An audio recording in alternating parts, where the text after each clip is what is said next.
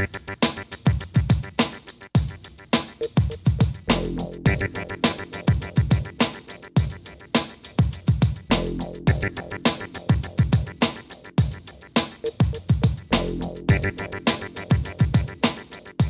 energia nuclear é produzida a partir da quebra do núcleo do átomo de urânio.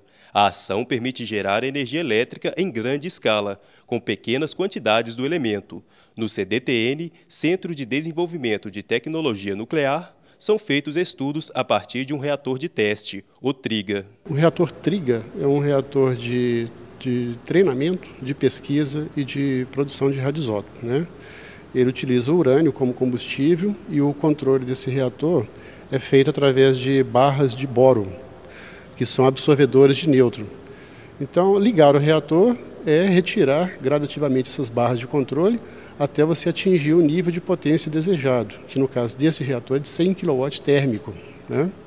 E o desligamento do reator é feito através da inserção dessas barras de boro no núcleo do reator. O reator é controlado pela sala de operações. O sistema está ativo há 50 anos e nunca foi substituído. Ele gera 100 kW térmico, mas essa energia gerada ela não é utilizada na produção de energia elétrica. O que se aproveita nesse reator é o fluxo de nêutrons para poder produzir fontes radioativas para aplicação industrial ou na medicina e ativação de materiais para análise. Esse tipo de reator de pequeno porte permite a geração de 100 kW de energia elétrica, pouco se comparado com a usina de Angra dos Reis, que é 13.000 vezes superior ao TRIGA, com 1.300 megawatts. Aliás, a capacidade de geração de eletricidade é uma das grandes vantagens da energia nuclear. Mas são muitas as questões em torno do uso desse tipo de energia. No Expressão de hoje, vamos debater sobre isso. E para falar sobre esse assunto,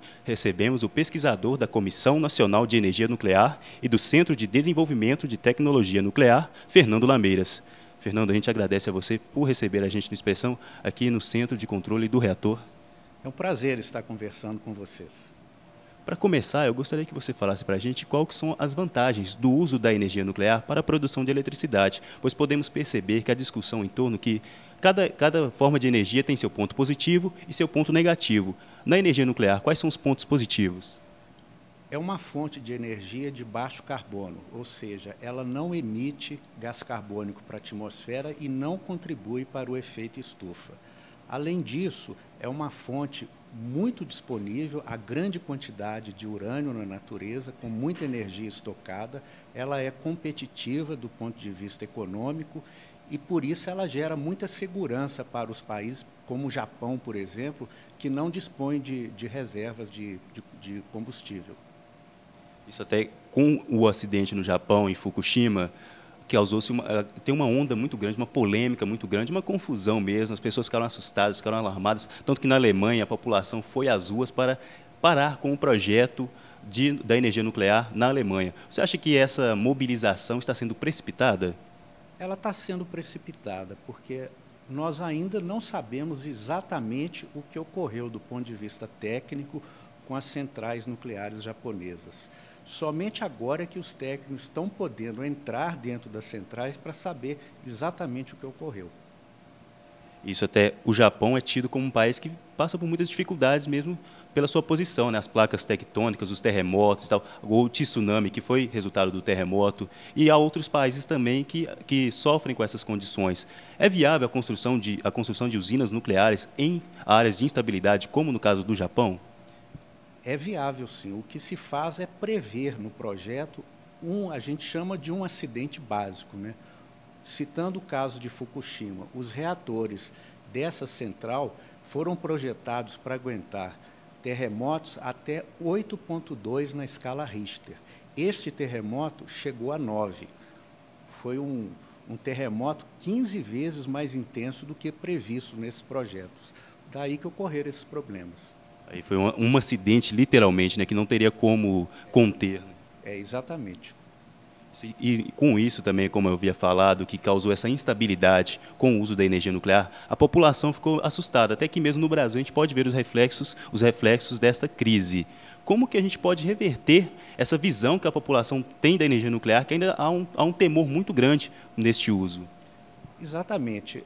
Há um temor muito grande sobre o uso da energia nuclear. O pessoal sempre associa com armas nucleares, né, a radioatividade. Mas o que a gente tem que fazer é um esclarecimento para a população, como nós estamos fazendo agora, né? Qual é o mito que a população tem, assim, que a gente já pode eliminar de cara em relação ao uso da energia nuclear, que muitos apontam como uma arma, realmente? No caso do Brasil, o Brasil abdicou da construção de armas nucleares. Isso está escrito, inclusive, na nossa instituição, né? Um reator nuclear é uma máquina completamente diferente, né? Não pode provocar uma explosão nuclear, né? Pode ter uma química, como nós tivemos lá no Japão. Então, é por aí. Por que as usinas nucleares são construídas próximo aos mares? As usinas nucleares sempre são construídas onde tem muita água, porque elas precisam de muita água para refrigeração. Então, se faz isso ou à beira-mar ou então às margens de um grande rio.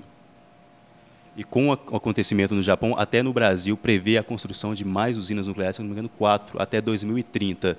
Com o acontecimento no Japão, há alguma possibilidade de mudar esse planejamento? É difícil dizer nesse momento, mas o que a gente tem que levar em conta é que o Brasil hoje é um país democrático. Então, qualquer projeto dessa natureza, ele passa por uma longa discussão com a população. Eu cito, por exemplo, o caso das centrais hidrelétricas, né? Belo Monte, a discussão que deu, e certamente essas outras 4 centrais também vão passar por esse processo. Prevê-se, então, a construção de 4 usinas, como eu havia falado. Atualmente, como a gente pesquisou, a energia nuclear responde por 3% da geração de energia de todo o país. Com a construção dessas usinas, qual será a participação da energia nuclear na produção do Brasil?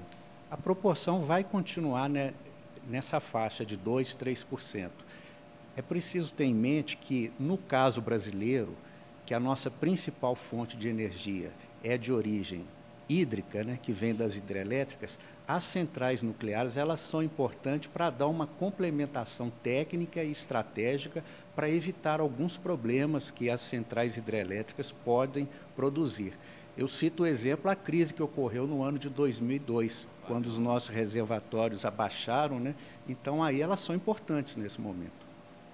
Então, mesmo o Brasil contando com tantos recursos hídricos e também agora com as fontes renováveis, o investimento em outras formas de energia, é viável a construção de usinas nucleares no Brasil, mesmo com esse temor e mesmo com o valor alto que é para a construção das usinas? Eu acho que é necessário, porque a gente não pode ficar só com um tipo de fonte de energia, porque todo o sistema acaba ficando frágil. Porque as fontes de energia sempre têm um lado bom, mas também tem um problema, né? O caso da hidrelétrica é uma fonte de energia excelente, mas quando chove pouco a gente tem problemas. Então a gente tem que estar preparado para isso. No Brasil, então, a energia nuclear vai ser sempre suplementar, nunca vai chegar a ser a principal, como no caso do Japão, que já é a principal fonte de energia?